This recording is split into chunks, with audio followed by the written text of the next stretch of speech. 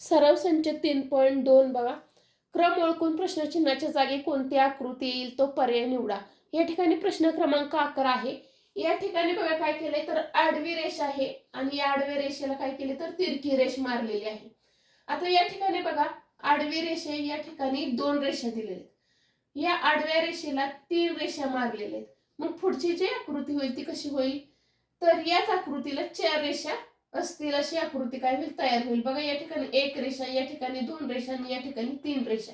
मग पुढील जी आकृती असेल ती काय असणार आहे 4 रेषा असणारी आकृती असणार आहे. म्हणजेच पर्याय क्रमांक 4 हे काय असणार आहे या प्रश्नाचं उत्तर असणार आहे. प्रश्न क्रमांक 12 पहा. या ठिकाणी या आकृतीचं निरीक्षण केल्यानंतर आपल्याला लगेच लक्षात येतं की या ठिकाणी काय झाले तर बाणांची संख्या वाढलेली. बघा या ठिकाणी एकच बाण आहे तो भरीव केलेला आहे. बघा या ठिकाणी काय तर 2 बाण आहेत. हा एक बाण आणि हा एक बाण असे 2 बाण आहेत. या आकृतीमध्ये 3 बाण आहेत. 1 2 आणि 3 असे 3 बाण आहेत या आकृतीमध्ये. मग पुढील आकृती असणार आहे ती कशा पद्धतीने असणार आहे तर 4 बाण असलेली आकृती असणार आहे. म्हणजेच पर्याय क्रमांक 2 या ठिकाणी किती तर 4 बाण आहेत. 1 2 3 4 म्हणून पर्याय क्रमांक 2 हे काय तर या प्रश्नाचं उत्तर आहे. प्रश्न क्रमांक 13 पहा. या ठिकाणी बेरजेचं चिन्ह दिलेलं आहे. बघा या ठिकाणी प्लसचं चिन्ह आहे. या ठिकाणी प्लसचं चिन्ह आहे परंतु या ठिकाणी 1 गोल दिलेला आहे, या ठिकाणी 2 गोल दिलेले. आता पुढील जी आकृती पाहिली तर या ठिकाणी प्लसचं चिन्ह आहे, या ठिकाणी 1 गोल आहे. म्हणजे हा गोल काय झालाय तर पुढच्या घरामध्ये दिलेला आहे. त्याच्यानंतर या ठिकाणचं जे 2 गोल आहेत ते काय झाले पुढच्या घरामध्ये दिलेले आहेत.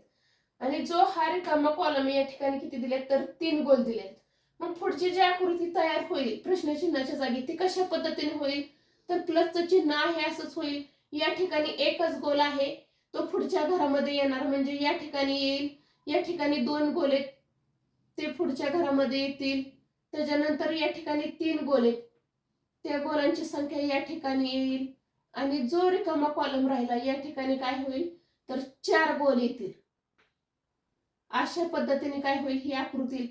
मग अशी आकृती कोणत्या ठिकाणी तर पर्याय क्रमांक 2 मध्ये अशी आकृती. म्हणून या प्रश्नाचं उत्तर काय येईल तर पर्याय क्रमांक 2 येईल. प्रश्न क्रमांक 14 पहा. या ठिकाणी भरीव चौकोन दिलेला आहे, या ठिकाणी पोकळ चौकोन दिलेला आहे. आणि आकृती क्रमांक 3 पहा. या ठिकाणी भरीव चौकोन आहे आणि त्याच्याकडे काय तर पोकळ चौकोन दिलेला आहे. म्हणजे हा चौकोन आहे असाच उचललेला आहे आणि या ठिकाणी दिलेला आहे आणि कडेने काय केलंय तर एक चौकोन दिलाय. मग आता पुढील प्रश्नचिन्हाच्या जागी आकृती कशा पद्धतीने येईल तर हा चौकोन आहे असाच या ठिकाणी घ्यायचा आहे आणि त्याच्या बाजूने काय करायचं आहे तर एक चौकोन करायचा आहे. बघा मग अशा पद्धतीची आकृती कुठे तयार झाली तर पर्याय क्रमांक 1 हे काय होईल या प्रश्नाचं उत्तर येईल. प्रश्न क्रमांक 15 पहा. या ठिकाणी काय केलंय तर उभ्या 2 रेषा दिलेल्या आहेत आणि आडव्या 2 रेषा दिल्या. या ठिकाणी भरीव गोल आहे, या ठिकाणी पोकळ गोल आहे.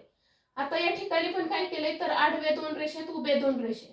पण हा जो भरीव गोल आहे तो 2 घरं सोडून पुढच्या घरामध्ये दिलेला आहे आणि पोकळ गोल आहे तो 1 घर सोडून या ठिकाणी दिलेला आहे. मग या ठिकाणी बघा ही आकृती कशा पद्धतीने तयार होईल तर प्रश्नचिन्हाच्या ठिकाणी बघूया आपण कशी आकृती तयार होईल. उभ्या आडव्या 2-2 रेषा मारून घ्यायच्या. बघा या ठिकाणी भरीव गोल आहे, या ठिकाणी भरीव गोल आहे. तो भरीव गोल काय करतो तर 2 घरं सोडतोय. मग या ठिकाणी आहे म्हटल्यानंतर हे एक घर आणि हे एक घर काय केलंय तर सोडलेले. मग तो भरीव गोल कोणत्या ठिकाणी येणार तर या ठिकाणी येणार आहे. आणि या ठिकाणी काय तर पोकळ गोल आहे आणि पोकळ गोल काय करतो तर या ठिकाणी असल्यामुळे एक घर सोडून या ठिकाणी येतो. मग याच ठिकाणी काय होणार आहे भरीव गोल आणि पोकळ गोल येणार आहे. मग अशा पद्धतीची आकृती कोणत्या ठिकाणी आहे तर पर्याय क्रमांक 3 या ठिकाणी आहे.